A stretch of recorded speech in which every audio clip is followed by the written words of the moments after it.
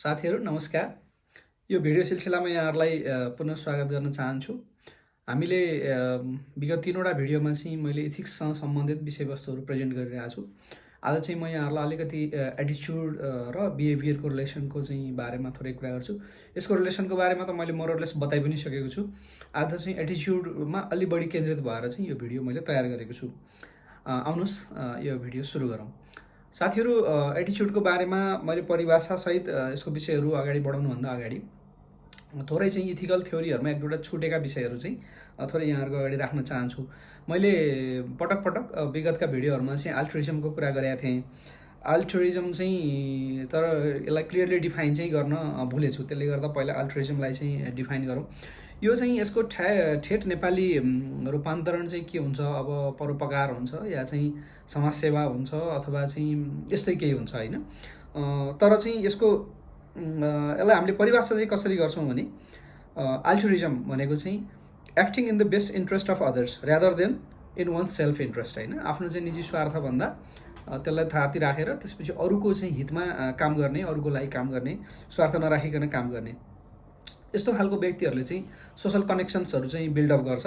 जस्तो उदाहरणको लागि चाहिँ तपाईँ कतै जाँदै हुनुहुन्थ्यो, तपाईँले चाहिँ आफूभन्दा सिनियर मान्छे बसमा देख्नुभयो, तपाईँले सिट छोडिदिनु भयो, द्याट्स कल्ड अल्ट्रुइजम होइन।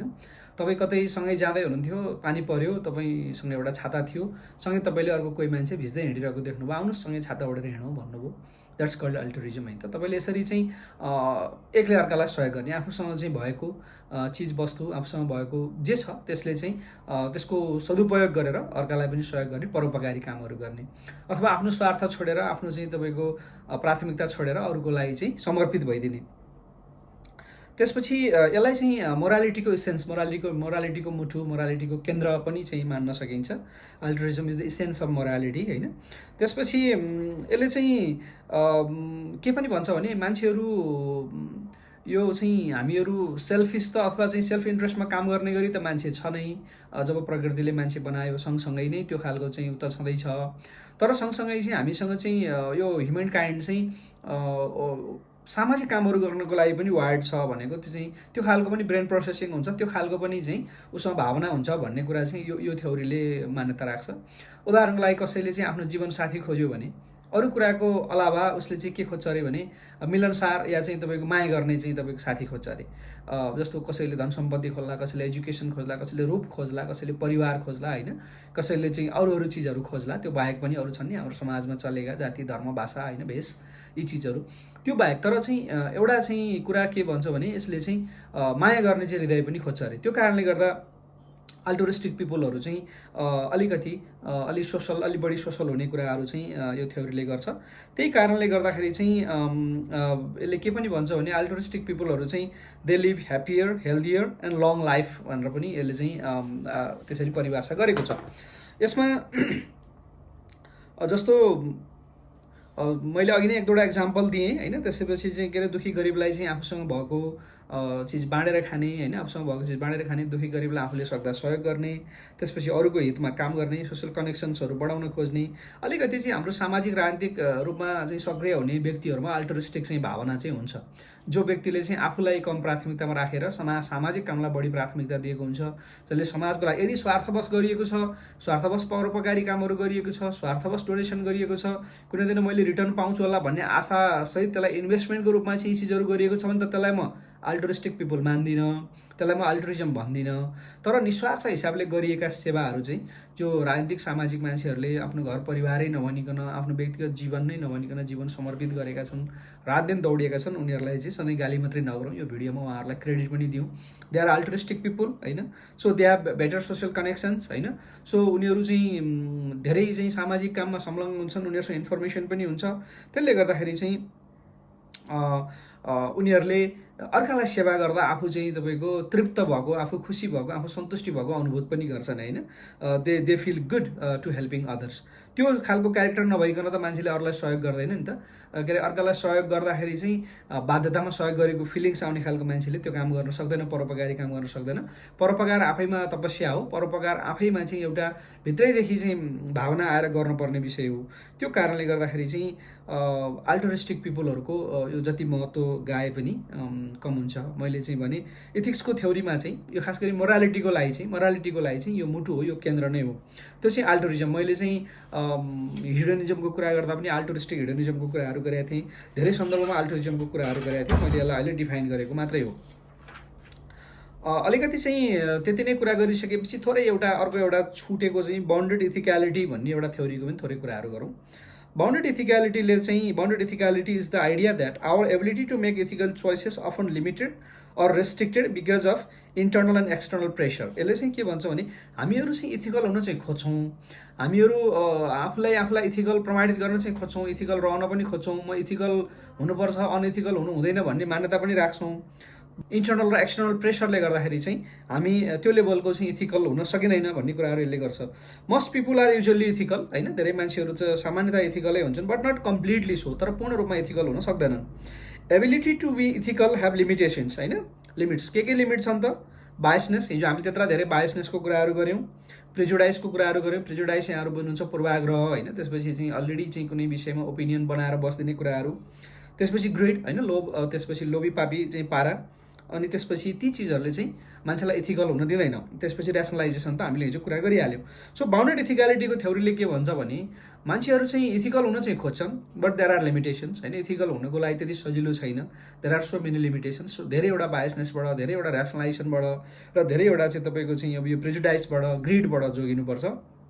मान्छेहरूले इथिकल हुन चाहिँ खोज्छन्, बट देयर आर चाहिँ लिमिटेसन्स, है त, बाउन्डेड इथिक्यालिटी। त्यसले गर्दाखेरि चाहिँ यो बाउन्डेड इथिक्यालिटीले चाहिँ पूर्ण रूपमा ऱ्यासनल भन्ने कुरो चाहिँ त्यति सम्भव छैन, होइन। जसरी चाहिँ हामीले के अरे अरू चाहिँ सन्दर्भमा पनि पोलिसी फर्मुलेसनमा पनि, होइन, बाउन्डेड ऱ्यासनलिटीको कुरा गरेका छौँ, होइन। त्यसले गर्दाखेरि चाहिँ जहिले पनि चाहिँ विभिन्न चिजले इन्फ्लुएन्स गरिरहेको हुन्छ, पूर्ण रूपमा ऱ्यासनल डिसिजन गर्न सकिँदैन।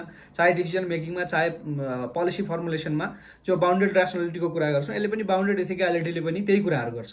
हामी इथिकल हुन चाहिँ खोज्छौँ, इथिकल हुन राम्रो कुरा हो, इथिकल हुन प्रयास गर्नै पर्छ, तर चाहिँ इथिकल हुने कुराका पनि लिमिटेसन छन्, पूर्ण इथिकल हुन सकिँदैन। त्यसले गर्दाखेरि चाहिँ त्यसै साधु सन्त, त्यसै चाहिँ योगी, तपस्वी, परमात्मा भइँदैन।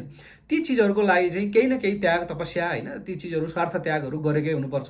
जब चाहिँ मानिस स्वाभाविकैले स्वार्थी हो, स्वाभाविकैले चाहिँ मान्छेका चाहिँ आफ्ना उसका चाहिँ बाध्यताहरू, उसका स्वार्थहरू, उसका चाहिँ चाहनाहरू, उसका ओपिनियनहरू, हामीले भन्यो एटिच्युडले कसरी यसलाई प्रभाव पार्छ भन्ने कुराहरू, त्यस्तो अवस्था छ भने मान्छेहरू पूर्ण रूपमा इथिकल हुन सक्दैन। बाउन्डेड इथिक्यालिटी हो।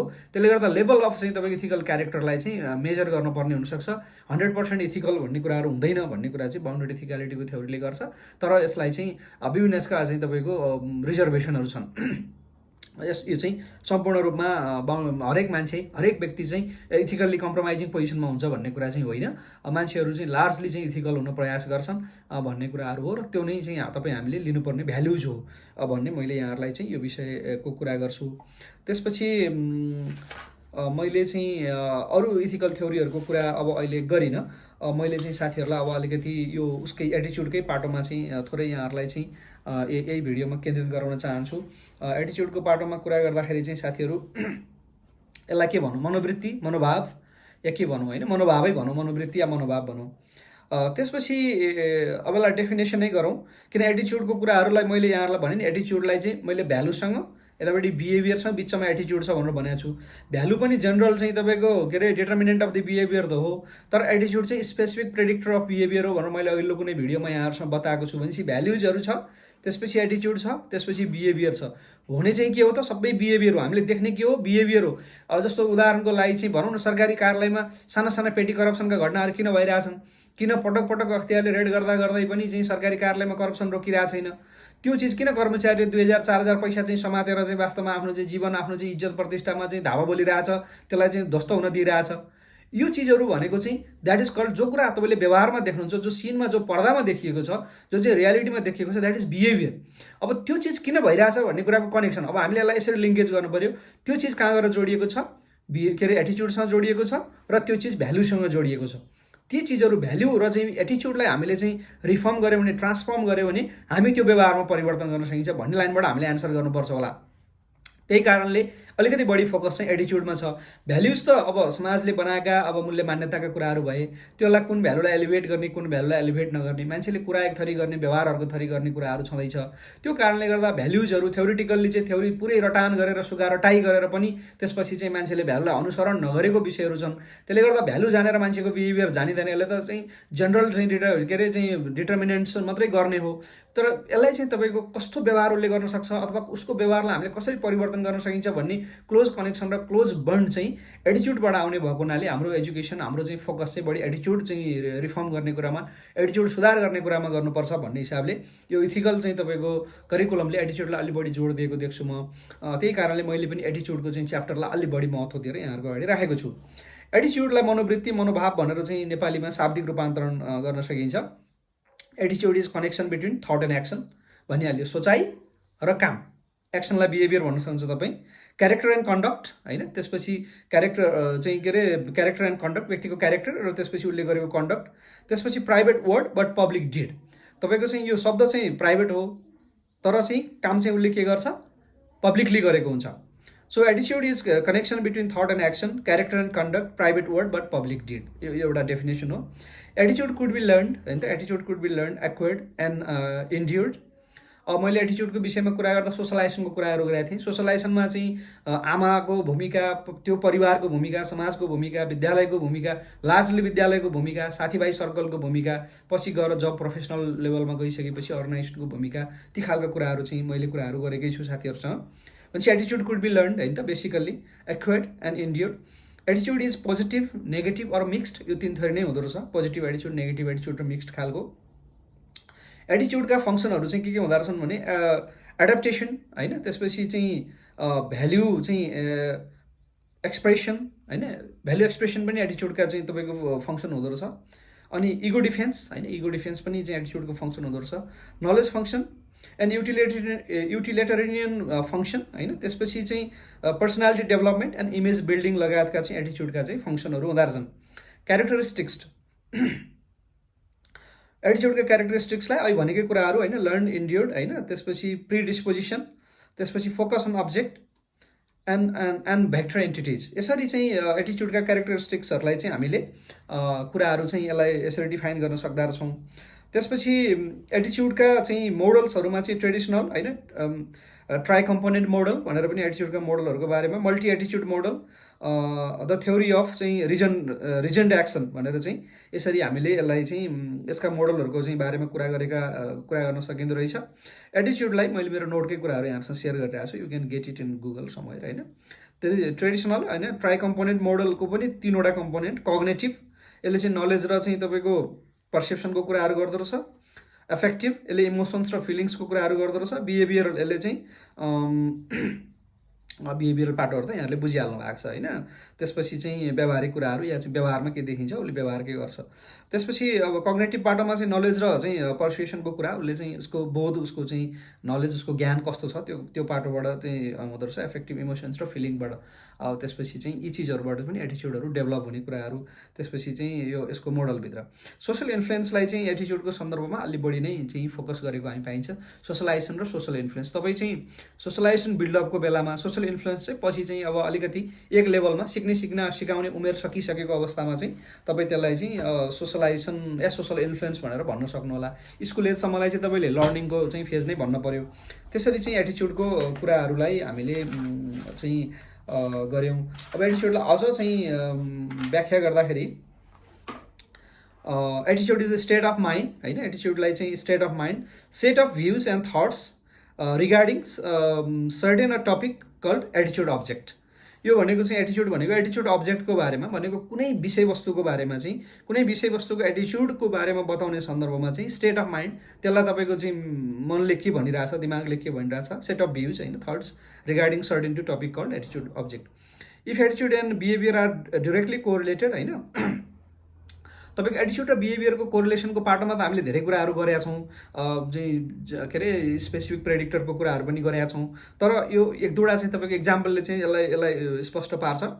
जस्तो उदाहरणलाई मैले पहिला पनि कतै उदाहरण दिएको थिएँ जस्तो लाग्छ कुनै भिडियोमा। If you are animal loving person, you donate to let's say WWF जस्ता संस्थाहरूलाई होइन, सम काइन्ड अफ चाहिँ तपाईँको एनिमल चाहिँ प्रोटेक्सन चाहिँ गर्ने खालको च्यारिटेबल संस्थाहरूलाई यु डोनेट होइन। If you think being fit is important, you workout होइन। तपाईँलाई चाहिँ फिट हुनु चाहिँ स्वास्थ्यको लागि महत्त्वपूर्ण छ भन्ने लाग्छ भने तपाईँ एक्सर्साइज गर्न थाल्नुहुन्छ, वर्कआउट गर्नुहुन्छ भनेपछि यसरी चाहिँ एटिच्युड र बिहेभियरलाई चाहिँ डाइरेक्ट लिङ्केज भएको प्रमाण चाहिँ यो हो होइन। तपाईँको चाहिँ के अरे गन चाहिँ राख्ने नराख्ने इक्जाम्पल पनि मैले तपाईँहरूलाई दिएको थिएँ हिजो कुनै अर्को भिडियोमा। They don't correlate all the time होइन। एटिच्युड र बिहेभियर चाहिँ सधैँ कोरिलेट हुन्छ भन्ने चाहिँ छैन।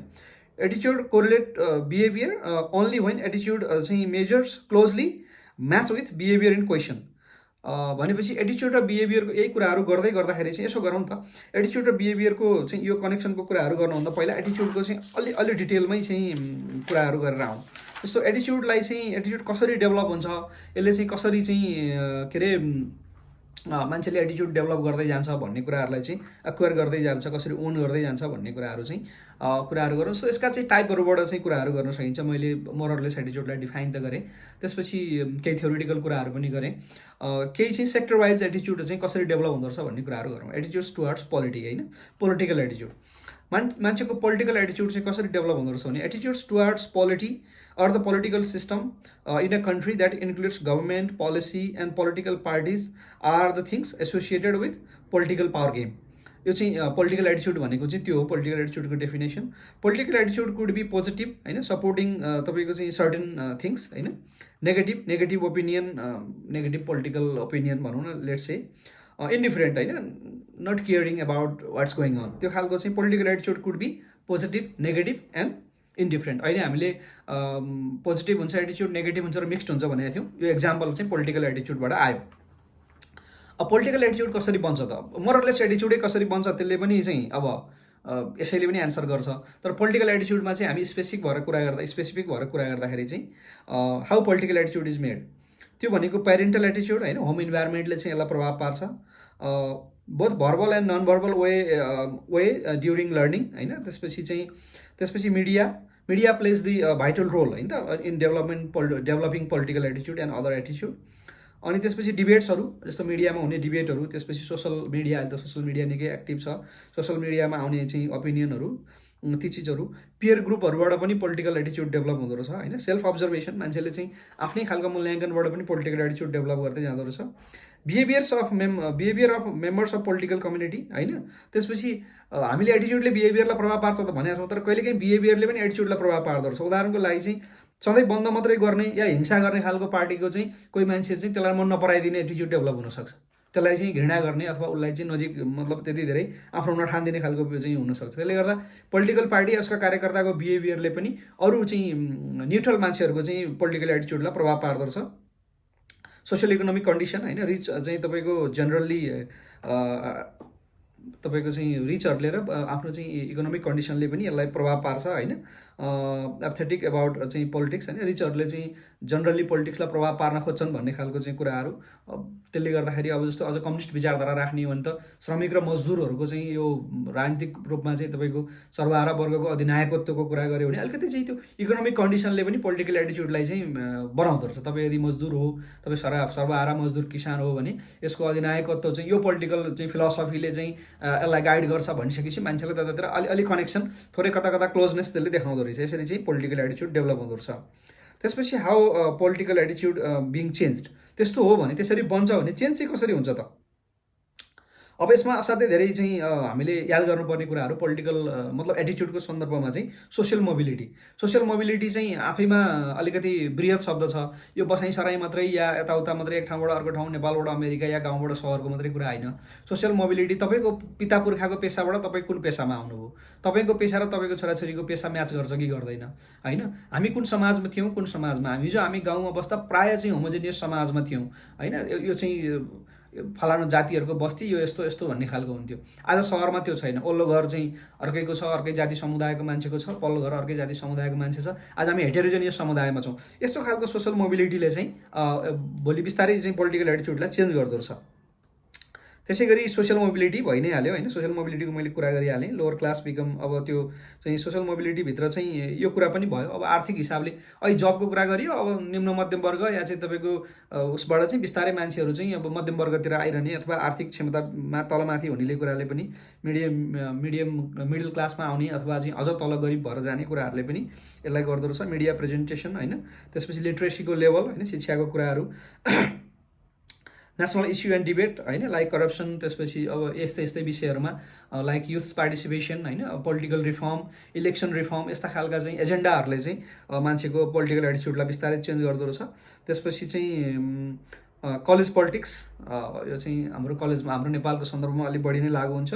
Large number of first time voters होइन, पोलिटिकल एटिच्युडलाई चाहिँ रिफ्लेक्ट गर्ने। कहिलेकाहीँ हाम्रो चुनावहरू स्विङ हुन्छ, एउटा पोलिटिकल पार्टीले जित्छ भनेर अनुमान गरेका हुन्छौँ, तर रिजल्ट अर्को आइरहेको हुन्छ, यो चाहिँ अनुमानहरू फेल खाइरहेको हुन्छ। त्यो चाहिँ because of large number of first time voters, किनभने यो डेमोग्राफीको त्यो नै हुन्छ, ग्राफ नै त्यस्तो हुन्छ, तल्लो ब्राकेट अलिक ठुलो हुन्छ हाम्रो जस्तो चाहिँ पपुलेसन ग्रोथ भइरहेको समाजमा।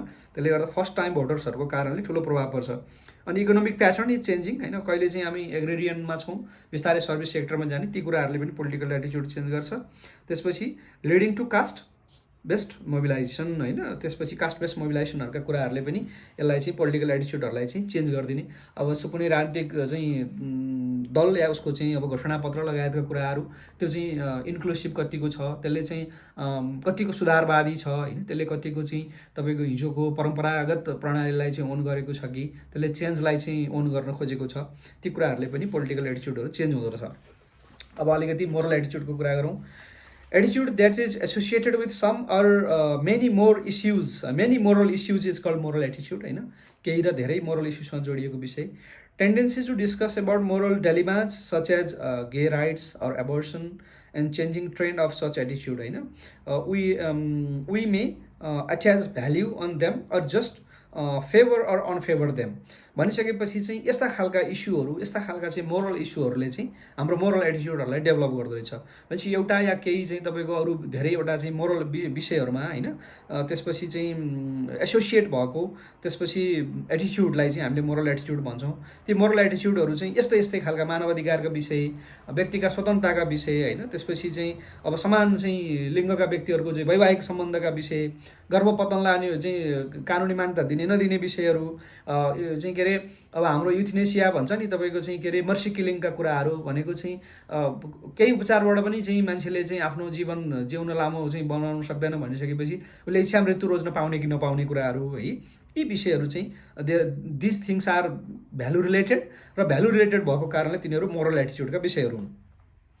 मोरल एटिच्युड largely comes from culture and religion होइन, मोरल एटिच्युड चाहिँ अब यो बुझि नै हाल्नु तपाईँले। So they are strong and hard to change.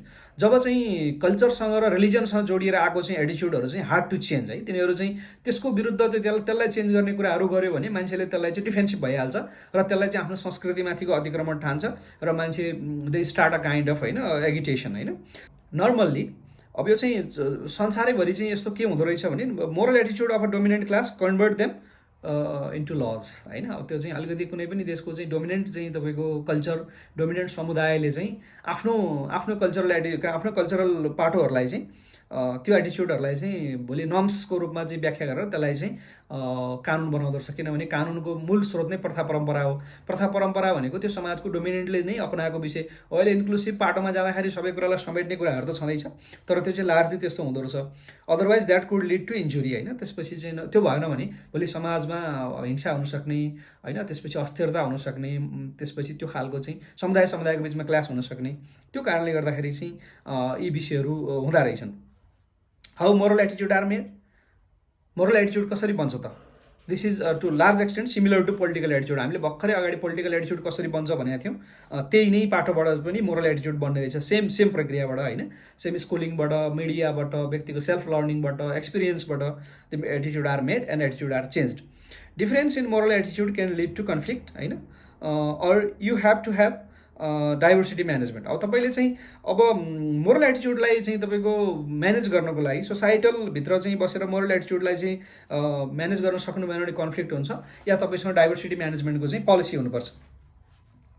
How moral एटिच्युड आर चेन्ज, त्यसो मोरल एटिच्युड चेन्ज कसरी हुन्छ त? Again this is something similar to political एटिच्युड। हाउ पोलिटिकल एटिच्युड are change, that is how the moral attitude are changed. But moral attitude that are related with traditions and culture and religion, that are hard to change. यो त हामीले अघि नै भन्यो होइन, तिनीहरू चाहिँ अलि कमै चेन्ज हुन्छ. Attitude change is positive but it is a time taking process होइन. Attitude is possible, attitude change is possible but it's a time taking process. Attitudes are specific predictor, यो त हामीले अघि नै भनिहाल्यो. Human behaviour is complex thing and the most convenient way to predict behaviour could be possible through the study of attitude. यो पनि यहाँहरूलाई थाहै छ होइन. ह्युमन बिहेभियर त कम्प्लेक्स विषय हो. त्यसपछि चाहिँ थिङ एन्ड द्याट मस्ट चाहिँ के अरे कन्भिनियन्ट वे, यसलाई जान्ने सबैभन्दा सरल उपाय, यसलाई जान्ने र यसलाई सुधार गर्ने सबैभन्दा सरल उपाय भनेको चाहिँ that is possible only through तपाईँको चाहिँ स्टडी अफ दि एटिट्युड. त्यसपछि अलिकति अर्को दुईवटा चाहिँ पाटोमा नि कुरा गरौँ. त्यो त हामीले पोलिटिकल एटिट्युड र मोरल एटिट्युडको कुरा गऱ्यौँ. अर्गनाइजेसनल एटिट्युड के हुन्छ त साथीहरू? अब चाहिँ अर्गनाइजेसनल एटिट्युडको कुरा गरौँ. Attitude towards any organisation by its members or some time होइन opinion develop by the outsiders is called organisational attitude. Basically चाहिँ बाई इट्स मेम्बर्स.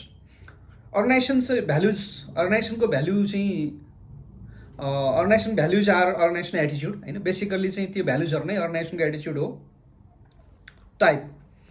त्यसपछि अर्गनाइजेसन एटिट्युड कसरी डेभलप हुन्छ भन्ने कुरा पनि लार्जली तिनै कुरा हो. तर अर्गनाइजेसनको एटिट्युड डेभलप हुने कुरा चाहिँ पोलिटिकल एटिट्युडभन्दा अलिकति फरक होला. कुनै व्यक्तिले कुनै अर्गनाइजेसन किन जोइन गर्छ, जस्तो कोही व्यक्ति चाहिँ किन उसलाई चाहिँ सेनामा गएर देशको सीमा रक्षा गर्न मन लाग्छ, कुनै व्यक्तिलाई प्रहरीमा गएर किन उसलाई चाहिँ देशको चाहिँ आन्तरिक सुरक्षा व्यवस्थापनको चाहिँ जिम्मेवारी लिन मन लाग्छ होइन. कसैलाई चाहिँ गएर फायर फाइटिङ जस्ता चाहिँ फ्रन्ट साइडमा चाहिँ जनताको चाहिँ जीवन रक्षा गर्ने खालका कामहरू गर्न मन लाग्छ. कसैलाई किन अरू भिन्न चाहिँ तपाईँको डक्टर या चाहिँ नर्स खालका चाहिँ लाइफ सेभिङ चाहिँ सेक्टरमा गएर काम गर्न मन लाग्छ. सो दिस थिङ्सले पनि तपाईँको चाहिँ उसको चाहिँ केही न केही मनोवृत्ति त बनेकै हुन्छ होइन. त्यसरी चाहिँ डेभलप हुने कुराहरू हुन्छ. तर ती संस्थाको ती त व्यक्तिले चाहिँ लिएर आएका भ्यालुज भए, केही संस्थाले आफ्नो खालको भ्यालुज पनि बनाएको हुन्छ.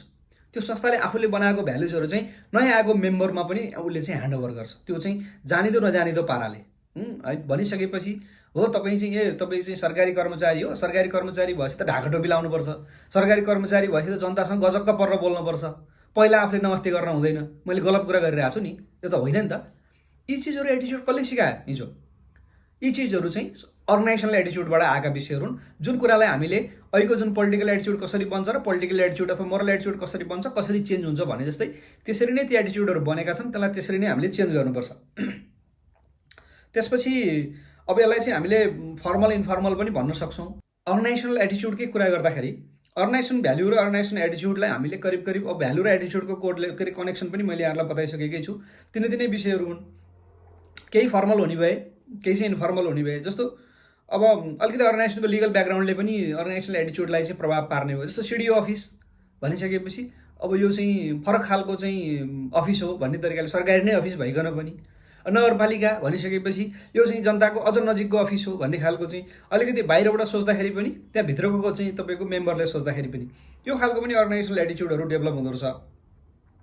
यसलाई चाहिँ मैले अघि नै भने सङ्गठनभित्रको चाहिँ तपाईँको एटिट्युडका कुराहरू त एउटा व्यक्तिले एउटा भ्यालु बोकेर चाहिँ सङ्गठनलाई जोइन गर्छ, तर सङ्गठनमा गइसकेपछि उसले त्यो सङ्गठनको चाहिँ भ्यालुलाई चाहिँ तपाईँको लिएर गएर रिफ्लेक्ट गर्छ. उदाहरणको लागि चाहिँ भनौँ न, लेट्स से सहरमा चाहिँ 3000 पुलिसवालाले रातभरि ड्युटी गरेका छन् र तपाईँ सहरवासीहरू रातभरि चाहिँ सुत्न सक्नु भएको छ आरामले होइन भन्ने कुराहरू.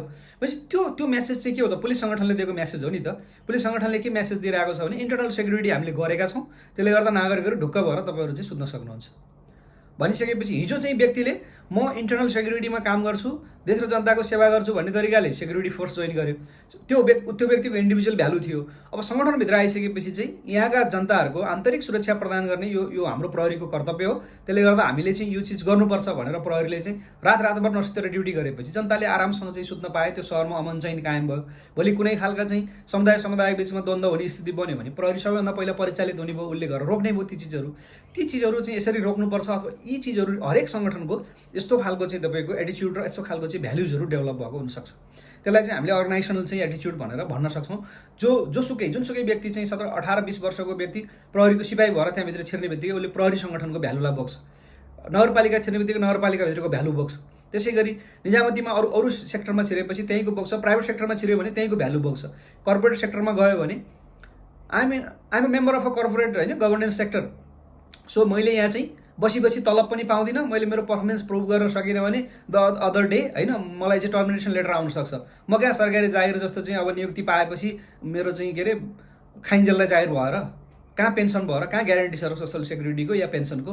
So I have to work hard भन्ने कुरो उसले त्यो भ्यालु ओन गर्यो। अब र उसले किन पनि त्यो ओन गर्यो, उसले चाहिँ सर्टेनिटी सरकारको चाहिँ भन्दा उसले चाहिँ त्यहाँ गएर धेरै बोनस, धेरै खालको तपाईँको इन्सेन्टिभहरू पाउँछु, यतापट्टि लामो समय कुराई भन्दा कर्पोरेट सेक्टरमा राम्रो मैले चाहिँ मेरो मेहनतले धेरै कुरा गर्न सक्छु भन्ने हिसाबले उसले कर्पोरेट सेक्टर जोइन गर्यो। तर सँगसँगै त्यो उसको एउटा भ्यालु थियो। अर्को भ्यालु उसले के लियो त भने तर म चाहिँ सरकारी जागिर जस्तो मेरो जागिर सुरक्षित छैन नि, मैले मेहनत गरेन भने त अर्को दिन त झलबगेर हिँड्नुपर्छ भन्ने पनि उसले सँगै लिएको छ। त्यो उसलाई सङ्गठनले पनि दिएको छ र उसले आफूले पनि ओन गरेको छ। यसरी अर्गनाइजेसन चाहिँ एटिच्युडहरू डेभलप हुन्छ। मैले योभन्दा धेरै भन्नु पर्ला जस्तो लागेन होइन। यो पनि गुड र चाहिँ अब ब्याड पनि हुनसक्ला होइन। गुड चाहिँ तपाईँको सङ्गठनका गोलहरू, टार्गेटहरू त्यसलाई पुरा गर्नुपर्छ, यो चाहिँ हाम्रो कर्तव्य हो होइन। सिडिओ भएपछि दसैँ तिहारमा बिदा पाइन्छ, जनताको सुरक्षा गर्नु परेन भन्ने कुरा चाहिँ एउटा चाहिँ तपाईँको गुड पोइन्ट अफ भ्यूबाट चाहिँ एटिच्युडको पार्ट आउला, अर्गनाइजेसन एटिच्युडको पार्ट आउला। तर यसको ब्याड पनि हुनसक्छ होइन। सरकारी कर्मचारीहरू भएर देशैभरि सरकारी कर्मचारीहरू बदनाम छन्, निट एन्ड टेडी पनि छैन, अफिसको टाइम म्यानेजमेन्ट पनि छैन, जनतासँग गर्ने व्यवहार पनि छैन, चाहिँ जनतासँग चाहिँ तपाईँको सेवै दिन पर्दाखेरि पनि 2 पैसा चाहिँ खाइदिएको छ। यी खालका चाहिँ तपाईँको कुनै सङ्गठनमा गएर ब्याड एटिच्युडको मान्छेले लिइरहेछ कि त्यस्तै त्यो एटिच्युड आउन सक्छ भन्ने कारणले मान्छे चाहिँ आज मालपोत नापी कार्यालयमा जानै कर्मचारी नमानेको हो कि होइन। यी खालका समस्याहरू चाहिँ गुड एटिच्युड र ब्याड एटिच्युड चाहिँ अर्गनाइजेसनभित्र हुन्छ नै। आउने चिजहरू, यसको लिङ्केजहरूको कुराहरू, लिगल फ्रेमवर्कका कुराहरू हामीले गरिहालियो। सोसियल रेपुटेसन होइन, कुनै चाहिँ सङ्गठनको रेपुटेसन कस्तो छ ती चिजहरूले यसलाई प्रभाव पार्छ। इन्फर्मल रिलेसनहरू, सङ्गठनको फर्मल इन्फर्मल रिलेसनहरू, बाहिर चाहिँ कस्तो छ उसको टाइअप, ती कुराहरूले गर्ने भयो। नेचर अफ जबले कुराहरू गर्ने भयो। भ्यालु अफ द अर्गनाइजेसन होइन, सङ्गठनको चाहिँ समाजप्रतिको उत्तरदायित्व, समाजको सङ्गठनप्रतिको दृष्टिकोण। त्यसपछि हिस्ट्री र चाहिँ तपाईँको प्रेडिसर्सहरू। हिजो चाहिँ कतिको गौरवशाली इतिहास भएको संस्था हो, आज हामी चाहिँ भन्छ नेपाली सेनाले चाहिँ यो गण भन्यो भने यो त पृथ्वीनारायण शाहको पालामा बनेको गण, यो चाहिँ रणबहादुर शाहले गठन गरेको चाहिँ गणगुल्म भनिसकेपछि त्यो खालको एउटा ऐतिहासिक तपाईँको निरन्तरताको कुराहरू छ। त्यसले गर्दा उसले चाहिँ ती भ्यालुहरू छोड्न सक्दैन। त्यो एटिच्युड चाहिँ अर्गनाइजेसनले चाहिँ ओन गरेर बस्छ। र त्यसपछि सङ्गठनको फ्युचर प्लान। अब यो सङ्गठनको चाहिँ एटिच्युड कस्तो डेभलप हुन्छ भन्दा उसको फ्युचर प्लानले गर्दा उसले चाहिँ उसको कोर्स अफ एक्सनले पनि डिटरमाइन गर्छ। हामी 15 योजनालाई कार्यान्वयन गर्ने भनेका छौँ, 15 योजना सफल बनाउनुपर्छ भनेर योजना आयोगका सबै सदस्यले भन्ने कुरा चाहिँ त्यो योजना आयोगको एटिच्युडको रूपमा रिफ्लेक्ट हुनसक्छ। आज त्यो भ्यालु भयो, भोलि त्यसलाई अलिकति चाहिँ त्यसलाई अब्जेक्टिफाइड गर्दै गएपछि त्यो चाहिँ प्लानिङ कमिसनको एटिच्युड, त्यहाँ प्लानिङ कमिसन जोइन गर्न खोज्ने हरेक मान्छेको त्यो चाहिँ एटिच्युड हुनसक्छ। उसको एटिच्युड के भने towards fulfilling or making success, making the 15 plan the successful one होइन। यसरी चाहिँ एटिच्युडहरू डेभलप हुन्छ भन्ने कुराहरू चाहिँ यो अर्गनाइजेसनल एटिच्युडको कुराहरू गरियो। अलिकति ब्युरोक्रेटिक एटिच्युडको पनि कुराहरू गरौँ। ब्युरोक्रेटिक एटिच्युड चाहिँ मोरलेस म्याक्स वेबरले डिफाइन गरेको ब्युरोक्रेसी भनेरै बुझाएको छु मैले होइन। यो कस्तो छ, किन मान्छे ब्युरोक्रेसी जोइन गर्न चाहन्छ या किन चाहँदैन, ब्युरोक्रेसीले के खालको भ्यालुहरू बोकेको छ, के खालको चाहिँ यसको धारणाहरू बोकेको छ, बाहिरको मान्छेले चाहिँ यसलाई कसरी हेरेको छ, मोरलेस तिनै कुराहरू हुन्। जस्तो चाहिँ ब्युरोक्रेसीलाई लाग्ने गरेका आरोप होइन। अब म्याक्स वेबरले भन्दा यसलाई चाहिँ राम्रै कुराहरू पनि भनेका थिए। जस्तो चाहिँ आफ्नो प्रक्रिया यसले छोड्दैन, यसले चाहिँ अब हतारमा निर्णय गर्दैन, यसमा जिम्मेवारीहरूको बाँडफाँड गरिएको हुन्छ, एउटा पद श्रृङ्खलामा मान्छेहरू बसेका हुन्छन्, सबैको जिम्मेवारी र उत्तरदायित्व तोकिएको हुन्छ, निर्णयको एउटा निश्चित चाहिँ तपाईँको प्रक्रियाबाट निर्णय हुन्छ भन्ने तरिका यसका पोजिटिभ छन्। सँगसँगै चाहिँ यसलाई चाहिँ अब हेर्दाखेरि चाहिँ आफ्नो स्वार्थ यसले अलिक बढी हेर्छ। यसले प्रक्रिया नछाड्दा यसले रिजल्टलाई खासै फोकस गर्दैन, यो ढिलो हुन्छ होइन। त्यसपछि चाहिँ यो अलिकति आफ्नो चाहिँ दायरा बढाउन मात्रै खोज्छ। यसलाई हाइड्राको संज्ञा दिएका छन्, जहिले पनि यो आफू विस्तार हुन मात्रै खोज्छ, आफू ठुलो हुन मात्रै खोज्छ। ठुलो भनेको घमण्डी ठुलो होइन कि, साइज बढाउन मात्रै खोज्ने, आफ्नो विङ्सहरू फैलाउन मात्रै खोज्ने। त्यसपछि प्रोसेसमा बढी केन्द्रित छ।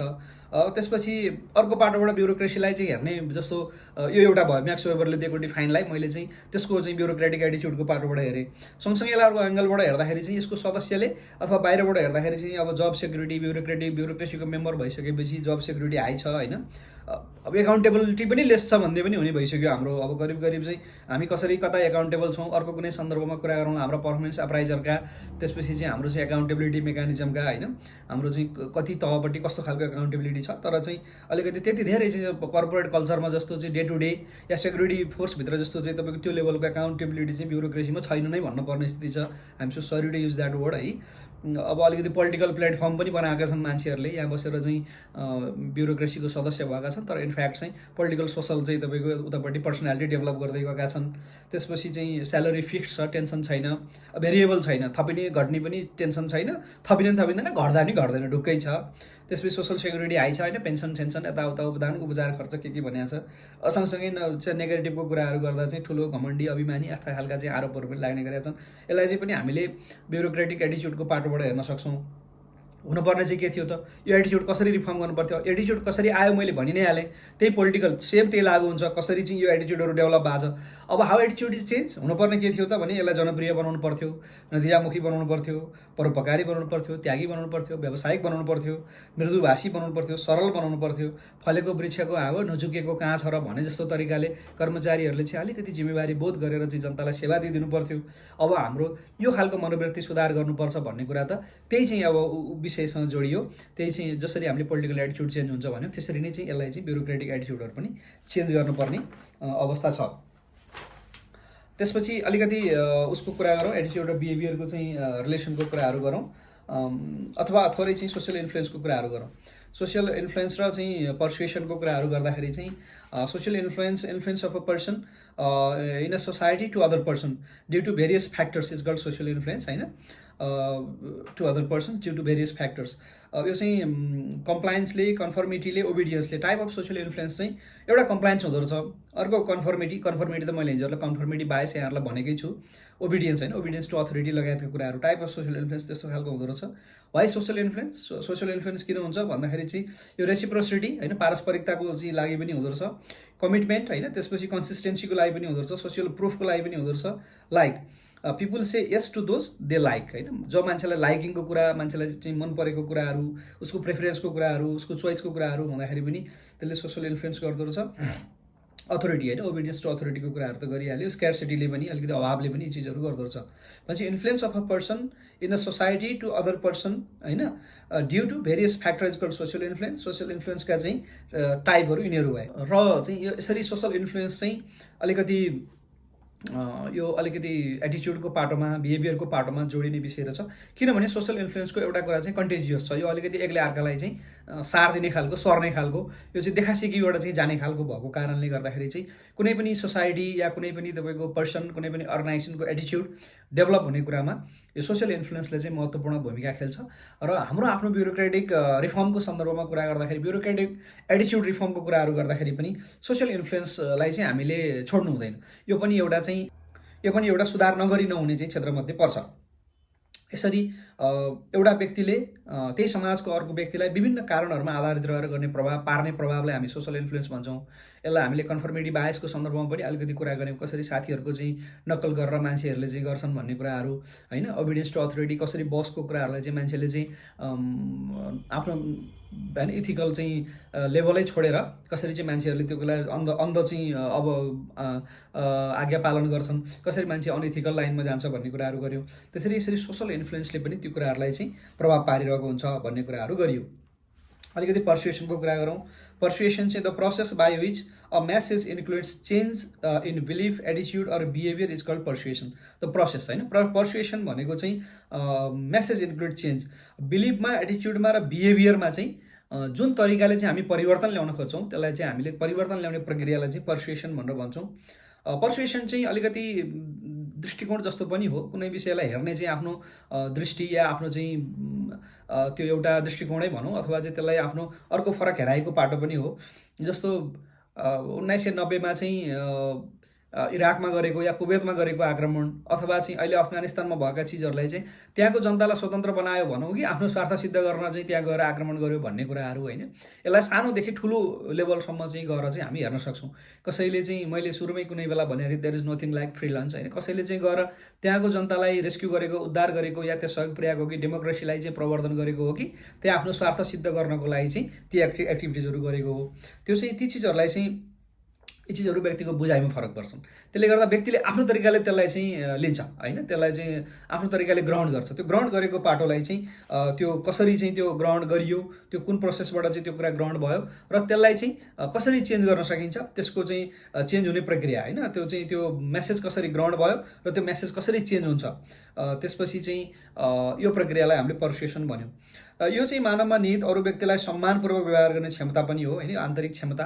अरू व्यक्तिलाई चाहिँ सम्मानपूर्वक व्यवहार, पर्सुएसनको कुराहरू गर्दाखेरि अरूलाई बुझ्ने, केयर गर्ने, इज्जत गर्ने विषय पनि। एउटा लार्ज पिक्चरमा चाहिँ कुनै एउटा विषयवस्तुलाई हेर्ने दृष्टिकोण पनि भयो होइन। अलि ठुलो चाहिँ सन्दर्भमा कुराहरू गर्दाखेरि चाहिँ यो त्यसलाई चाहिँ अब बुझ्ने, जस्तो मैले इराकको चाहिँ कुवेतको इक्जाम्पल दिएँ, अफगानिस्तानको इक्जाम्पल दिएँ। तर एउटा चाहिँ व्यक्तिगत तहमा आउँदाखेरि चाहिँ अर्को व्यक्तिलाई सम्मानपूर्वक हेर्ने र उसलाई चाहिँ ग्रहण गर्ने, उसलाई चाहिँ गर्ने आन्तरिक क्षमता पनि हो। अरूलाई बुझ्ने, इज्जत गर्ने विषय पनि हो, केयर गर्ने विषय पनि हो।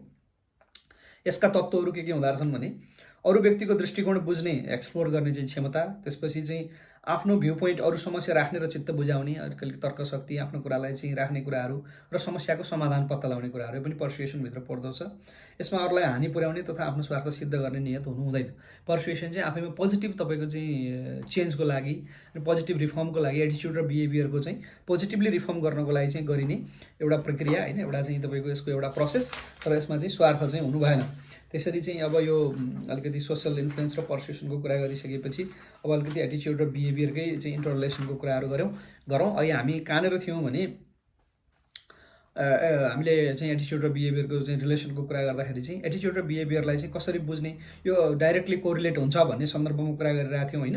मैले एउटा इक्जाम्पल पनि दिएको थिएँ, अझ दुईवटा इक्जाम्पल दिएको थिएँ। If you are animal loving person you donate to some organization like WWF होइन, विश्व चाहिँ के भन्छ वन्यजन्तु कोष जस्ता संस्थालाई तपाईँ चाहिँ IUCN जस्ता संस्थालाई चन्दा दिनुहुन्छ यदि तपाईँ जनावर या बायोडाइभर्सिटी मन पराउने मान्छे हो भने जस्तै।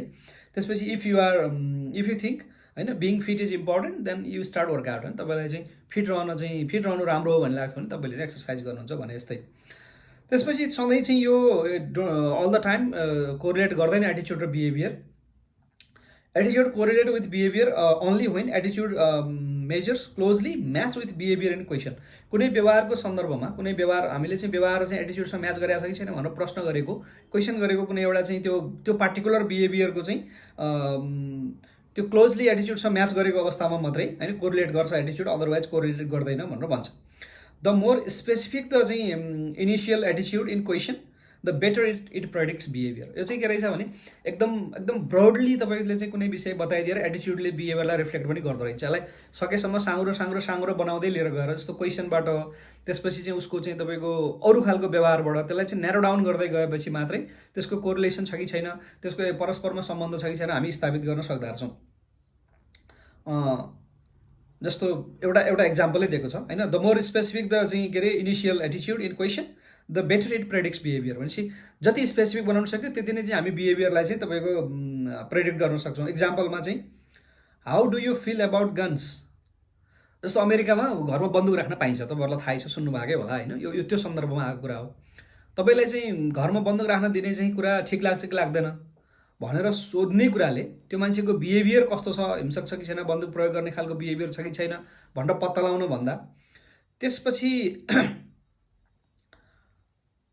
यसलाई चाहिँ अर्को तरिकाले क्वेसन गर्यो भने how do you feel owning a gun. तपाईँलाई चाहिँ घरमा बन्दुक राख्ने चाहिँ नीति कस्तो लाग्छ भनेरै सोध्यो भने अलि बढी ऊ आफैले चाहिँ होइन मलाई ठिक लाग्छ लाग्दैन भनेर भन्न सक्ला भनेर चाहिँ तपाईँलाई बन्दुकको बारेमा तपाईँको दृष्टिकोण के छ भन्नु र तपाईँलाई व्यक्तिगत सुरक्षाको लागि घरमा बन्दुक राख्न दिने नीति चाहिँ ठिक लाग्छ कि लाग्दैन भनेर सोध्नु कुराले त्यो मान्छे बन्दुकप्रतिको उसको बिहेभियर कस्तो छ बुझ्नुलाई दोस्रो क्वेसनले बढी मद्दत गर्छ भन्ने कुरा गर्छ।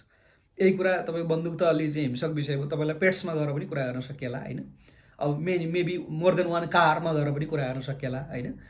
तपाईँ विभिन्न तरिकाले यु क्यान मेक क्वेसन्स अनि त्यसपछि you can predict the behaviour, त्यो खालको हुँदो रहेछ। अब यो कसरी रिलेटेड गर्छ भन्ने कुराहरू चाहिँ our attitude towards a specific behaviour combine with subjective norms र perceived control to influence our action. यहाँ दुईवटा शब्द मैले भनेको छु तपाईँहरू चाहिँ सब्जेक्टिभ नर्म्स र perceived control. Our attitudes towards a specific behaviour combine with subjective norms र त्यसपछि perceived control to influence our action भनिसकेपछि कुनै व्यवहारको लागि चाहिँ हाम्रो एटिच्युड चाहिँ कसरी रिलेट गर्छ भने दुईवटा अवस्थामा सब्जेक्टिभ नर्म्स र पर्सिभ्ड कन्ट्रोल भएको अवस्थामा मात्रै त्यसले हाम्रो एक्सनलाई चाहिँ प्रभाव पार्छ र हाम्रो चाहिँ बिहेभियरमा त्यो रिफ्लेक्ट हुन्छ भन्छ। अब शब्द त चाहिँ साथीले बुझ्नु भए थाहा भएन, मैले चाहिँ व्याख्या गरिदिनु पर्छ जस्तो लाग्छ। सब्जेक्टिभ नर्म्स चाहिँ के भन्दो रहेछ भने are our own belief about what other think we should do. तपाईँले के गर्नुहुन्छ भनेर कुनै खास परिस्थितिमा तपाईँले के गर्नुहुन्छ भनेर चाहिँ अरूले के ठान्छन् भन्ने तपाईँ ठान्नुहुन्छ, उदाहरणको लागि चाहिँ फलानु मान्छेले कम्तीमा यस्तो चाहिँ गर्दैन भनेर अरूले विश्वास गरेका छन् मेरो बारेमा भने तपाईँले आफूले आफूलाई गरेको एउटा विश्वास होइन। उदाहरणको लागि मैले भने कुनै चाहिँ क नाम गरेको मान्छेले चाहिँ कम्तीमा ऊ यति धेरै चाहिँ तपाईँको चाहिँ सामाजिक चाहिँ कामहरू गर्दै हिँडेको छ, यस्तो खालको भ्यालुको उसले वकालत गर्छ, कम्तीमा चाहिँ जस्तोसुकै परिस्थितिमा पनि उसले चाहिँ आफ्नो आमा बुवालाई चाहिँ वृद्धाश्रममा लहर राख्दैन होला भन्ने बारेमा गरिने अनुमान, र उसले त्यो अनुमान गरेको छ, उसले त्यस्तो व्यवहार गर्दैन भनेर चाहिँ अरूले उप्रति चाहिँ यो दृष्टिकोण राखेका छन् भनेर चाहिँ उसले आफैले ठान्ने चाहिँ तपाईँको निष्कर्ष, उसले आफैको बारेमा निकाल्ने निष्कर्ष। आवर ओन बिलिफ्स, हाम्रो आफ्नै विश्वास, about what others think we should do, हामीले के गर्नुपर्छ भन्ने बारेमा अरूले चाहिँ तपाईँको ठान्ने दृष्टिकोण। This play a large role in social चाहिँ तपाईँको pressure and sometime lead us to behave in the ways that होइन contradict with our inner conviction. त्यही कारणले गर्दा म जतिको मान्छेले यो चिज किन गर्यो होला भनेर अरूले भन्छन् भनेर पनि मान्छेले आफूले आफूलाई कैयौँचोटि सम्हाल्छ अरे कि, अनि तपाईँ जतिको मान्छेले नि यस्तो काम गर्नुभयो भनेर मान्छेले भन्छन् र मेरो त्यति बेला उत्तर हुँदैन मसँग भनेर पनि मान्छेले चाहिँ आफूले आफूलाई चाहिँ कुनै चिज गर्नबाट या कुनै चिज नगर्नबाट चाहिँ आफूलाई रोक्छ भनिसकेपछि यसरी गर्दा दिस इज सब्जेक्टिभ नर्म्स। यो चाहिँ सब्जेक्टिभ नर्म्सको डेफिनेसन हो। भनेपछि हाम्रो अब यसलाई फेरि म अहिलेको सेन्टेन्सलाई दोहोऱ्याएर भन्छु भनेपछि हाम्रो एटिच्युड towards specific behaviour combine with केमा त सब्जेक्टिभ नर्म्समा तपाईँले के गर्छ होला भनेर अरूले ठानेका छन्, तपाईँ त्यो चिजै गर्नु हुँदो रहेछ क्या, किनभने तपाईँको बारेमा त मान्छेले अरूले ओपिनियन त बनाएर बसिसकेका छन् नि, तपाईँको एउटा सोसल इमेज बनेको छ, तपाईँ एउटा एडमिनिस्ट्रेटिभ इमेज बनेको छ। हामी चाहिँ ब्युरोक्रेसीभित्र बसेर कुरा गर्दाखेरि चाहिँ तपाईँले एउटा चाहिँ अहिलेसम्म अर्न गरेको, तपाईँले कमाएको एउटा इज्जत छ, एउटा प्रतिष्ठा छ, एउटा होइन लाइन अफ चाहिँ तपाईँको चाहिँ वर्क फ्लो छ, तपाईँले कम्तीमा यी चिजहरू नर्म्सको इथिक्सको यो लेभलभन्दा तल घटेर या बढेर चाहिँ तपाईँले यी चिजहरू गर्नुहुन्न भनेर अरूले चाहिँ तपाईँप्रति ठान्ने र त्यो कुरा तपाईँले मान्ने, तपाईँले आफूले आफूलाई मान्यता दिएको विषय। पर्सिप्ट कन्ट्रोल चाहिँ के रहेछ? एटिच्युड give rise to behaviour only when we perceive the behaviour to be within our control होइन। पर्सिप्ट कन्ट्रोल भनेको चाहिँ एटिच्युड गिभ राइज टु बिहेभियर, त्यति बेला मात्रै त्यो एटिच्युडले चाहिँ बिहेभियरलाई कुनै चिज गर्न अनुमति दिन्छ। एटिच्युड त मनोवृत्ति भयो, त्यसले चाहिँ काम गर्नलाई उसलाई अनुमति दिन्छ।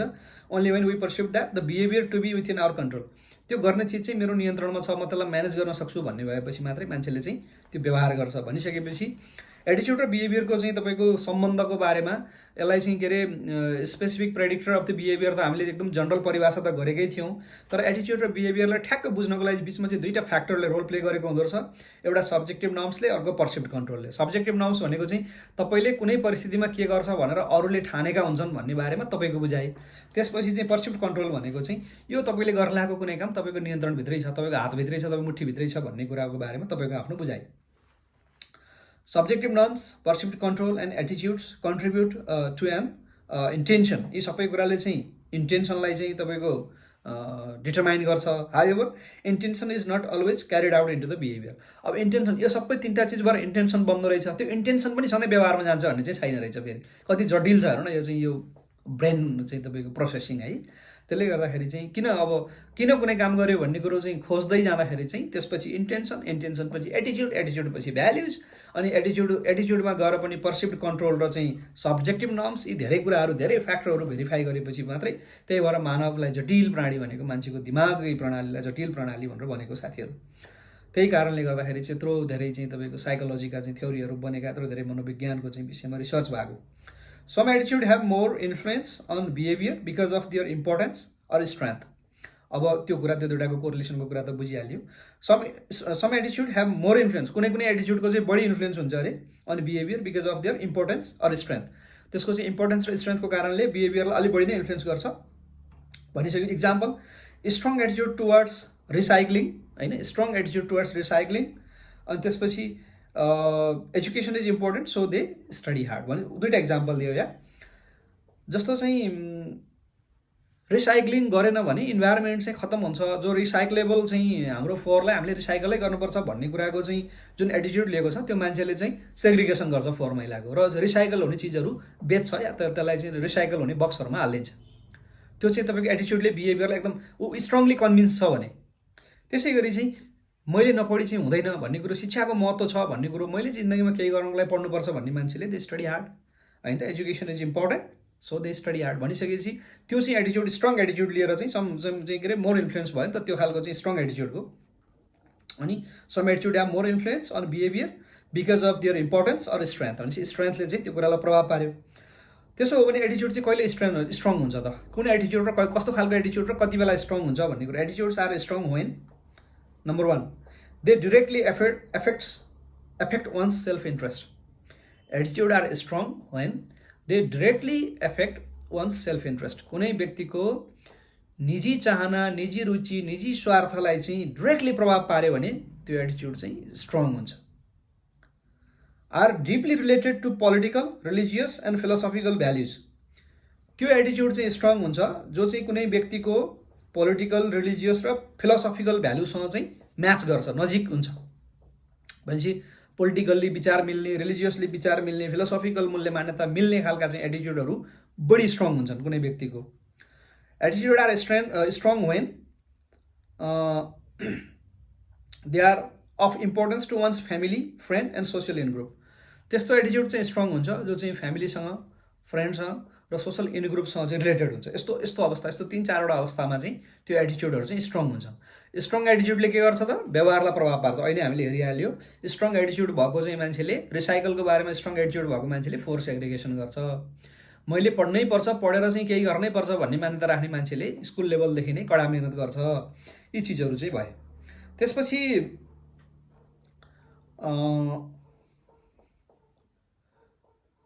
people tend to behave, अब यही एटिच्युड र बिहेभियरकै कुराहरू हामी गरिरहेका छौँ। people tend to behave in ways that are consistent with their attitude when they are well informed। अझ कस्तो हुँदो रहेछ भने वेल इन्फर्म्ड खालको चाहिँ तपाईँको डिसिजन हुन लागिरहेछ, उनीहरू चाहिँ वेल कन्भिन्स्ड भएको इस्युहरू छ भने त्यसपछि चाहिँ त्यो एटिच्युडले त्यो बिहेभियरलाई अझ बढी प्रभाव पार्छ होइन। people tend to behave in ways that are consistent with their attitude when they are well informed अवस्थामा त्यो एटिच्युडले बिहेभियरलाई झन् बढी चाहिँ प्रभाव पारेर झन् नजिकको सम्बन्ध हुनसक्छ। जस्तो उदाहरणको लागि चाहिँ अहिले महिला हिंसा विरुद्ध चाहिँ के अरे भइरहेको प्रदर्शनहरू, मिटु अभियानहरू, त्यसपछि चाहिँ यो विभिन्न खालको चाहिँ क्याम्पेनहरू, यस्तो चिजहरू चाहिँ जसमा चाहिँ वेल इन्फर्म्ड चाहिँ अवस्थामा चाहिँ गएर चाहिँ ती चिजहरू गरिरहेछ, त्यति बेला चाहिँ एटिच्युडले बिहेभियरलाई झन् डाइरेक्टली चाहिँ प्रभाव पार्ने हुन्छ।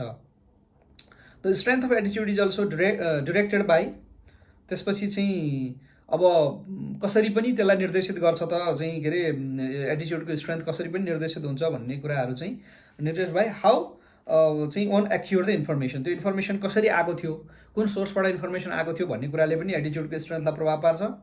एटिच्युड coming from personal experience are more stable and consistent with behaviour. व्यक्तिले आफ्नो अनुभवबाट सिकेका कुराहरू चाहिँ त्यो चाहिँ व्यवहारमा एकदमै रिफ्लेक्ट हुने सम्भावना हुन्छ। जो व्यक्तिले जुन एटिच्युड चाहिँ पर्सनल एक्सपिरियन्सबाट आएको छ त्यो चाहिँ एटिच्युड व्यवहारमा, बिहेभियरमा रिफ्लेक्सन हुने सम्भावना एकदमै बढी हुन्छ। स्ट्रङ एटिच्युड are easily bound in mind. त्यो कारणले गर्दा यो ब्रेन प्रोसेसिङमा चाहिँ जुन यो स्ट्रङ कुन कारणले एटिच्युड स्ट्रङ हुन्छ अहिले हामीले भन्यौँ होइन, कस्ता खालका एटिच्युडहरू स्ट्रङ हुन्छन् ती कुराहरू भन्यौँ भने चाहिँ स्ट्रङ एटिच्युड चाहिँ दिमागमा एकदम छिटो आइहाल्छ। कुनै विषयमा निर्णय गर्नु पर्यो, कुनै व्यवहार गर्नु पर्यो, कुनै चाहिँ कुरामा रियाक्सन दिनु पर्यो भनिसकेपछि त्यो व्यवहारलाई त एटिच्युडले डिटरमाइन गर्ने हो, ब्रेन प्रोसेसिङले। त्यो ब्रेन प्रोसेसिङमा चाहिँ स्ट्रङ एटिच्युड चाहिँ सबभन्दा पहिला नै आइहाल्छ। त्यो कारणले गर्दा एटिच्युडको बारेमा सामान्य एजुकेसनले पनि पुग्दैन, यसलाई चाहिँ बार प्र्याक्टिस गर्नुपर्ने। बिहेभियर चेन्जको लागि चाहिँ एटिच्युडमा धेरै नै इन्फ्लुएन्स गर्नुपर्ने कुराहरू चाहिँ यसले महत्त्व दर्शाउँछ। किन सामान्य एजुकेसन गरेको एटिच्युड चाहिँ कहिलेकाहीँ एकदम कठिन समयमा एकदम छिटो निर्णय गर्नुपर्दा त्यो एटिच्युडले चाहिँ त्यहाँ ठाउँ नपाउन सक्छ। या जे कुरा रिपिटेडली भएको छ, जे एक्सपिरियन्सबाट आएको छ, जे चाहिँ आफ्नो चाहिँ फ्यामिली इन ग्रुपभित्रको चाहिँ विषयसँग जोडेको छ, जे आफ्नो पोलिटिकल, फिलोसफिकल, तपाईँको चाहिँ रिलिजियस चाहिँ तपाईँको इन्फ्लुएन्सबाट चाहिँ गाइडेड भएको छ, जे उसको चाहिँ सेल्फ इन्ट्रेस्टसँग जोडिएको विषय छ, त्यो एटिच्युड चाहिँ तुरुन्तै व्यवहारमा रिफ्लेक्ट हुने सम्भावना हुन्छ। त्यसले गर्दा व्यवहार परिवर्तनको लागि चाहिँ सानोतिनो मेहनतले चाहिँ पार लाग्दैन। So our एटिच्युड correlate with our behaviour specially when एटिच्युड are strong. जब हाम्रो चाहिँ एटिच्युड स्ट्रङ हुन्छ तब मात्रै व्यवहारमा चाहिँ यो रिफ्लेक्ट हुन्छ। सो एटिच्युडलाई स्ट्रङ बनाउनु पर्यो, अथवा कुनै गलत एटिच्युड अलरेडी स्ट्रङ भएर बसेको छ भने त्यसलाई डिलिट गर्नु पर्यो। डिलिट गर्ने प्रोसेस पनि how एटिच्युड are made and how एटिच्युड are changed, त्यही प्रोसेसबाट चाहिँ हामी अगाडि बढ्नुपर्ने हो। अब यति भनिसकेपछि म करिब यो भिडियोको अन्त्य गर्छु साथीहरू। करिब मलाई थाहा छैन कति टाइम गयो, लामै भयो जस्तो लाग्छ। सो टेक अवे आजको चाहिँ यो इथिकल पार्टको अरू त मैले थ्योरिटिकल कुराहरू धेरै गरेँ, ठ्याक्कै यही क्वेसनहरू चाहिँ तपाईँलाई सोध्दैन पनि। हामीहरूलाई चाहिँ यही सोध्न सक्छ। उदाहरणको लागि चाहिँ मालपोतमा किन कर्मचारी जान मानेनन्, किन पटक पटक पेटी करप्सनहरू भइरहेछ होइन, किन कर्मचारीहरूको आकर्षण भएन, किन चाहिँ बोर्डिङ अथवा तपाईँको चाहिँ प्राइभेट एजुकेसन लिएका विदेश पढेका मान्छेहरू नेपालको सिभिल सर्भिसमा किन आइरहेनन्, किन अझै पनि लोयर मिडल क्लासका मान्छेहरूको मात्रै निजामती इक्जाममा वर्चस्व भयो, किन जहिले पनि फर्स्ट जेनेरेसन मात्रै नै इक्जाममा बस्छ, सेकेन्ड जेनेरेसन त्यहाँ आउँदैन होइन। त्यसपछि यस्तै खालका कुराहरू गर्दाखेरि चाहिँ जानेर गएर कर्मचारीको व्यवहारसँग जोडिँदा किन हामी सेवाग्राही मैत्री अझै पनि हुन सकेनौँ? कार्यालयको विन्यास त्यो लेआउटका कुराहरू नगरौँ, कर्मचारीको व्यवहार किन कर्मचारीले अहिले पनि सेवाग्राहीलाई हप्काउँछ, किन दच्काउँछ? गाउँबाट चाहिँ के अरे फाटेको टोपी फाटेको चप्पल लाएर आएको मान्छेलाई चाहिँ यहाँ कार्यालयमा बसेको चाहिँ कर्मचारीले किन रवाफ देखाउँछ, किन झर्केर बोल्छ, किन उसलाई सम्मान गर्न सक्दैन, किन हामी कार्यालयमा उसलाई चाहिँ दाजु दिदी भाइ बहिनी भन्न सक्दैनौँ? यी खालका चाहिँ व्यवहारहरू किन हुन्छन् होइन? यो चाहिँ एक त तपाईँको चाहिँ सेवाग्राहीलाई चाहिँ मिल्ने काम पनि किन मिल्दैन भनिदिन्छौँ हामी, किन अर्काले भन्छन् भएपछि गरिदिन्छौँ? यस्ता खालका चाहिँ व्यवहारहरू हाम्रो किन आए, यसलाई कसरी चाहिँ चेन्ज गर्ने क्वेसन त हामीलाई यो लाइनबाट आउन सक्छ नि त। तपाईँको चाहिँ सिधै गएर इन्क्रिमेन्टलिजम भने के हो, ऱ्यासनलाइजेसन भने के हो भनेर त सोध्दैन होला। त्यो कारणले गर्दाखेरि चाहिँ अब साथीहरूको टेक अवे चाहिँ के हो भने, मलाई थाहा छैन यो 3-4वटा एपिसोड कतिवटा बनाएँ मैले इथिक्सको पाटोमा। 4वटा एपिसोडमा चाहिँ मैले थ्योरिटिकल कुराहरू अलि धेरै गरेको छु। क्वेसनै ठ्याक्कै आउने चाहिँ के, मैले सुरुमा दिएको ब्याकग्राउन्ड थियो नि, तपाईँ चाहिँ उद्धार गर्न परे कसलाई उद्धार गर्नुहुन्छ, टिममा सदस्य छान्न परे कसलाई छान्नुहुन्छ भन्नेदेखि लिएर गएर होइन, यो हिंसा भयो रिपोर्ट गर्नुहुन्छ गर्नुहुन्न, एउटा चाहिँ दलित कुक चाहिँ छनौट भयो उसलाई कसरी म्यानेज गर्नुहुन्छ भन्ने कुराहरू, के त्यस्ता खालका चाहिँ तपाईँको चाहिँ इथिकल डेलिमाको क्वेसनहरू गर्देला। नैतिक हिसाबले गर्नुपर्ने एउटा, कानुनी हिसाबले गर्नुपर्ने एउटा, समाजको माग एउटा, तपाईँको नैतिकताको हिसाबले गर्नुपर्ने अर्को, ती चिजहरू चाहिँ त्यो खालको क्वेसनहरू एउटा आउने सम्भावना छ। अर्को चाहिँ हाम्रो कर्मचारी सङ्गठनभित्र, कर्मचारी तन्त्रभित्र कुनै पनि सङ्गठन या यसलाई लार्जली चाहिँ समग्र ब्युरोक्रेसी या ओभरअल सार्वजनिक प्रशासन भनेको ब्युरोक्रेसी मात्रै केन्द्रित नभइकन पुलिस, आर्मी, त्यसपछि चाहिँ हाम्रा चाहिँ इन्टेलिजेन्सदेखि लिएर गएर विश्वविद्यालयका प्राध्यापक, शिक्षकहरू, हामी सरकारी कोषबाट तलब खाने सबै, हामी सबैसँग रिलेटेड कि चाहिँ त्यो लेभलका क्वेसनहरू, त्यहाँभित्रको चाहिँ व्यवहारका कुराहरू, या चाहिँ निजामती सेवाभित्रको या कुनै स्पेसिफिक सङ्गठनभित्रको चाहिँ व्यवहारहरू, या कुनै स्पेसिफिक प्रकृतिको अर्गनाइजेसनले पटक पटक फेस गरेका प्रब्लमहरू। वैदेशिक रोजगार विभागमा किन मान्छे पठाउनै सकिँदैन, मालपोतमा किन कोही मान्छे जान मान्दैनन्, या मालपोतमा पटक पटक किन चाहिँ यस्ता चाहिँ घटनाहरू भइरहेछन्, यस्ता प्रकृतिका चाहिँ क्वेसनहरू आइदियो भने किन चाहिँ यसलाई कसरी सल्टाउने, स्थानीय निकायमा चाहिँ जनप्रतिनिधि र चाहिँ कर्मचारीको विवाद किन भइरहेछ, किन स्थानीय निकायमा कर्मचारीहरू जान मानिरहेको छैनन्, किन समायोजन भएर गएका कर्मचारीहरू पनि फर्किन खोजिरहेछन्, यस्ता खालका चाहिँ त्यो अलिकति व्यवहारसँग जोडेर यी क्वेसनहरू आइदियो भने चाहिँ हामीले लेख्ने चाहिँ के रहेछ, मेरो विचारमा भने व्यवहार त्यो हो, व्यवहार चाहिँ जो हामीले सिनमा देखेका छौँ त्यो हो, तर हामीले एन्सर गर्नुपर्ने, हामीले रिफर्म गर्नुपर्ने चिज चाहिँ एटिच्युड हो। र त्यो एटिच्युड चाहिँ लार्जली रिलेटेड हुन्छ कहाँ भने भ्यालुमा। भनेपछि भ्यालु कसरी बन्छ त, यसो चाहिँ सोसलाइजेसनदेखि लिएर गएर त्यो लामो कुराहरू गरिहाल्यो हामीले होइन, अथवा सोसल इन्फ्लुएन्सको कुराहरू गरियो, सोसलाइजेसनको कुराहरू गरियो। त्यो भ्यालुलाई स्ट्रङ धेरैवटा भ्यालु छन्। त्यो भ्यालुमध्ये कसलाई एलिभेट गर्ने, कसलाई बोक्ने, कसलाई चाहिँ छोड्ने, कसलाई लिने, कसलाई नलिने, त्यो भ्यालुलाई अगाडि बढेर चाहिँ बोकेर लिएर आएर त्यसलाई एटिच्युडमा रिफ्लेक्ट गरेर अनि त्यो एटिच्युडलाई चाहिँ स्ट्रङ एटिच्युड बनाएर अनि त्यसलाई चाहिँ व्यवहारमा रिफ्लेक्ट गर्नु पर्यो। अब दिने यहाँहरूले एन्सर दिने प्याटर्न चाहिँ सायद यो होला, व्यवहारमा यो यो यो यो यो यो समस्या छन्, व्यवहारका यी समस्या हामीले त्यसै परिवर्तन गर्न सक्दैनौँ। व्यवहार परिवर्तनलाई व्यक्तिको मनोवृत्ति सुधार गर्नुपर्छ। मनोवृत्ति चाहिँ कडा खालको मनोवृत्ति नै अथवा अलि बलियो अलि दह्रो मनोवृत्तिमा कि त्यो दह्रो मनोवृत्तिलाई डिलिट गर्नुपर्छ कि अर्को चाहिँ नयाँ भ्यालुलाई चाहिँ दह्रो मनोवृत्तिको रूपमा विकास गर्नुपर्छ। त्यसको लागि चाहिँ लामो खालको चाहिँ सिरिज अफ इन्टरभेन्सनहरू गर्नुपर्छ। हुन त तालिमबाटै हो, क्षमता विकासबाटै हो, एक्सपोजरबाटै हो, एजुकेसनबाटै हो, धेरै कुराहरूबाट हो। तर त्यो भ्यालुलाई सामान्य रूपमा बताएर हुँदैन, अलिक पावरफुल हिसाबले इन्सर्ट गर्नुपर्छ। त्यसको लागि चाहिँ धेरै चाहिँ तपाईँको इन्स्टिट्युसनल क्यापेसिटी डेभलपमेन्ट रिलेटेड एक्टिभिटिजहरू गर्नुपर्छ र समाजमा from childhood, from school age हामीले सर्टन खालका भ्यालुहरू चाहिँ दिनुपर्छ ताकि ती व्यक्तिले भोलि गएर चाहिँ त्यो भ्यालुहरूलाई स्ट्रङ एटिच्युडमा बदलुन् र त्यो स्ट्रङ एटिच्युड व्यवहारमा रिफ्लेक्ट होस्। दिनुपर्ने एन्सर यो हो जस्तो लाग्छ साथीहरू। त्यही कुरालाई मैले यहाँहरूलाई चाहिँ टेक अवे भनेर भने। यो त मेरो एन्सरको प्याटर्न हो, तपाईँहरूलाई चाहिँ कति कन्भिन्स हुनुहुन्छ हुनुहुन्न। यसरी चाहिँ अलिकति हाम्रो ब्युरोक्रेसीको चाहिँ अथवा हाम्रो समाजकै एट लार्ज होइन, आज त तपाईँ हेर्नुहुन्छ गाउँ गाउँमा हामीले उपभोक्ता समिति बनाएर पठाएका छौँ। गाउँमा चाहिँ तपाईँको राहत बाँड्ने चाहिँ इभन भूकम्पको जस्ता पाता बाँड्ने भन्यो या सरकारले कुनै राहत बाँड्ने भन्यो तुरुन्तै चाहिँ घर परिवारको सङ्ख्या बढ्दिया छ। सरकारले केही दिँदैछ भनिसकेपछि चाहिँ रातारात त्यहाँ चाहिँ घरधुरीको सङ्ख्या बढेको छ। अथवा कुनै चिजमा कन्ट्रिब्युसन गर्न पर्यो भनेपछि ती फेरि चाहिँ सङ्ख्या घटेको अवस्था पनि हामी देख्छौँ। एक किसिमले भन्दाखेरि चाहिँ हाम्रो कम्युनिटी नै एट अ लार्ज तपाईँको चाहिँ समुदाय लेभलसम्म चाहिँ हाम्रो चाहिँ अनइथिकल प्र्याक्टिसहरू किन चाहिँ एउटा चाहिँ मान्छेले गाउँघरमा चाहिँ तपाईँको चाहिँ मर्न लागेको चाहिँ के अरे खसी काटेर चाहिँ भर्सक चाहिँ खाइहालौँ भन्छ, किन एउटा व्यापारीले चाहिँ खोरमा मरेका कुखुरा लिएर गएर चाहिँ पसलमा लिएर जान्छ, कुन इथिकल स्ट्यान्डर्डमा छौँ हामी? किन चाहिँ गाउँमा के अरे सिँचाइको लागि बनाएको कुलोमा, खानेपानीको लागि लगेको धारोमा कमसल पाइप हाल्छ त्यहाँको कम्युनिटीले? के भइरहेछ? इथिकल स्ट्यान्डर्ड के भइरहेछ समाजको? किन यो समाज यसरी चाहिँ तपाईँको अधोगतितिर लागेको? के कर्मचारी मात्रै बिग्रेका हुन्, अरू बिग्रेका छैनन्? भन्ने तरिकाले पनि प्रश्न आइदिन सक्छ। त्यो कारणले गर्दा यी सबै कुरामा एटिच्युड र चाहिँ तपाईँको चाहिँ बिहेभियरको पाटोमा लिएर गएर टोटल सोसाइटल पिक्चरमै लिएर गएर चाहिँ हामीहरूको अनएथिकल प्र्याक्टिसहरूलाई चाहिँ हामीले यसरी चाहिँ यो व्यवहारहरू परिवर्तन गर्नुपर्छ। त्यसको लागि यो एटिच्युडहरूमा चाहिँ यसरी प्रहार गर्नुपर्छ, अथवा यो नयाँ भ्यालु चाहिँ हामीले सिकाएर त्यो भ्यालुलाई स्ट्रङ एटिच्युडको रूपमा डेभलप गराउनुपर्छ। तपाईँको एन्सर यही हुनुपर्छ जस्तो लाग्छ मलाई। अब यो मेरो एन्सर चाहिँ यही लाइनमा थियो। सायद मैले ठ्याक्कै यही एन्सर लेख्ने क्वेसन त पाएन, हामीलाई आएको जस्तो लाग्दैन, तर चाहिँ आइहाल्यो भने यिनै कुराहरू गरौँ साथीहरू। मैले चाहिँ यो अब चाहिँ करिब इथिक्सको पाटो टुङ्ग्याएँ। कुनै विषय छुटेको छ भने अर्को कुनै सन्दर्भमा भनौँला। छन् त मसँग चाहिँ धेरै विषयवस्तुहरू छ, योभन्दा धेरै चाहिँ मैले यहाँहरूलाई पस्किनँ, यति भए पुग्ला जस्तो लाग्छ। बाँकी त यहाँहरूसँग चाहिँ गुगलजी महाराज हुनुहुन्छ, गुगलजी महाराजले यहाँहरूलाई संसार देखाउनुहुन्छ। साथीहरू खोज्नुहोला, पढ्नुहोला। मेरो यहाँहरूलाई शुभकामना छ। हस्, धन्यवाद, नमस्कार।